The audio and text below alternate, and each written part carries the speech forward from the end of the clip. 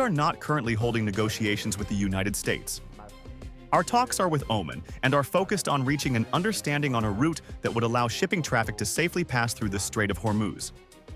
Our aim is to work out, as soon as possible and in consultation and cooperation with Oman, a route that would naturally be temporary and would enable us to ensure the security of shipping in the Strait of Hormuz.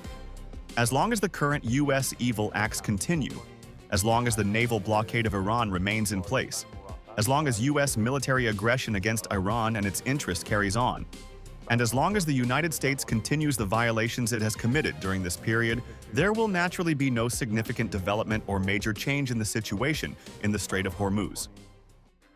Just hours after U.S. President Donald Trump called off what he described as a major military strike against Iran, fresh diplomatic efforts are now underway to prevent another crisis in the Persian Gulf. According to Israeli media reports, international mediators are attempting to revive a memorandum of understanding signed between Washington and Tehran last month. The primary objective is to guarantee safe navigation through the Strait of Hormuz, one of the world's busiest and most strategically important maritime choke points. Trump announced that the decision followed assurances from Tehran that it would reopen the Strait of Hormuz, a narrow waterway connecting the Persian Gulf with the Gulf of Oman and the Arabian Sea. Nearly one-fifth of the world's oil supplies and a significant portion of global liquefied natural gas exports pass through this corridor every day. Any disruption to shipping in the strait immediately sends shockwaves through global energy markets, driving up oil prices and raising fears of inflation across the world. That is precisely why the latest negotiations are attracting enormous international attention. According to the reports, the revived memorandum would require Iran to keep the Strait of Hormuz fully open for 60 days without charging any transit fees to commercial vessels. The agreement is reportedly similar to the framework negotiated previously between Washington and Tehran. However, that earlier understanding eventually collapsed because both sides interpreted its provisions differently. Earlier, at the time of first agreement, President Trump argued that the agreement effectively guaranteed long-term freedom of navigation.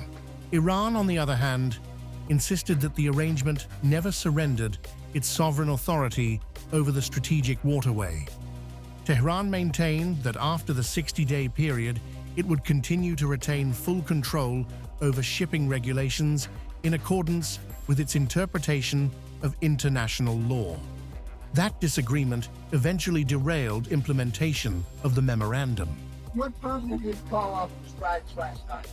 I was asked to by Saudi Arabia, by UAE, by Qatar, and by Iran. We were all set to go. It's about at this time right now, and it would have been a massive attack. We're all set to go, but when the allies ask to call it off, you got to sort of say, well, let's see. And the reason they asked is I think there's a deal. There's a deal on Hormuz, and then there will be a deal on the nuclear, or you might call it the denuclearization of Iran. I call it the denuclearization of Iran. So what should we So expect? we're holding it. We'll just see. We can do it anytime we want. But we were asked by the three primary groups. We were also asked by Iran, very strongly actually. They said, we'd like to make it. Now, mediators hope to bridge those differences before tensions escalate once again. Another key player in the latest negotiations is Oman. Iranian state media reports indicate that officials from Tehran and Muscat are in the final stages of discussing a joint operational mechanism for managing maritime traffic through the Strait of Hormuz. Although few details have been released, Oman has long served as a trusted intermediary between Iran and Western governments. Qatar has also emerged as a central mediator. According to reports, Doha held intensive discussions over the weekend with Iranian, American, and Omani officials. Qatari diplomats reportedly informed President Trump that additional time was needed to complete negotiations before any military action was launched.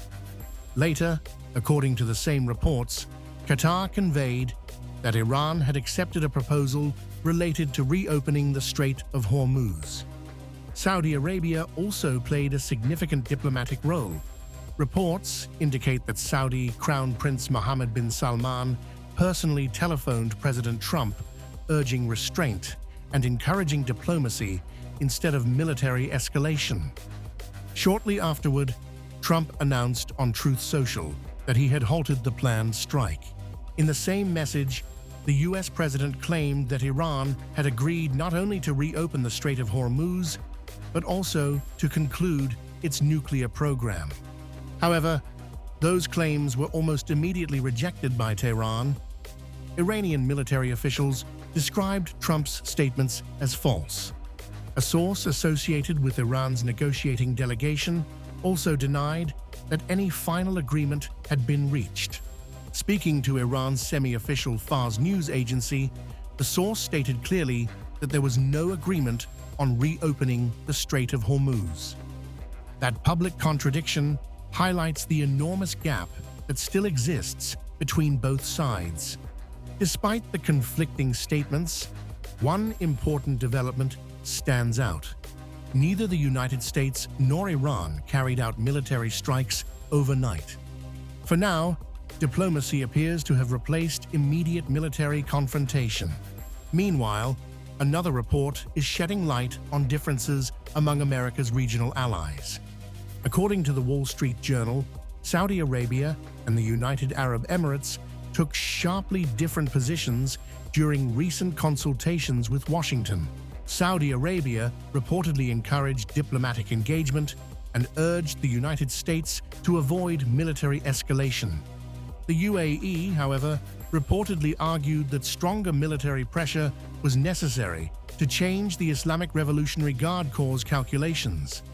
The report claims Emirati officials suggested that Washington should consider taking direct control of the Strait of Hormuz and even keep broader military options on the table. Those reports underline an important reality. Even among America's closest Gulf partners, there is no complete consensus on how to deal with Iran. The stakes could hardly be higher. Every day, dozens of oil tankers carrying crude from Saudi Arabia, Iraq, Kuwait, the United Arab Emirates, and other Gulf producers transit this narrow passage. Any prolonged closure would have immediate consequences for global oil prices, shipping insurance costs, international trade, and energy security. Europe would also feel the economic impact of any sustained disruption. For that reason, every diplomatic breakthrough or setback is watched closely by governments, financial markets, and energy companies around the world. If you like this video, then like, share, and subscribe to Mirror Now.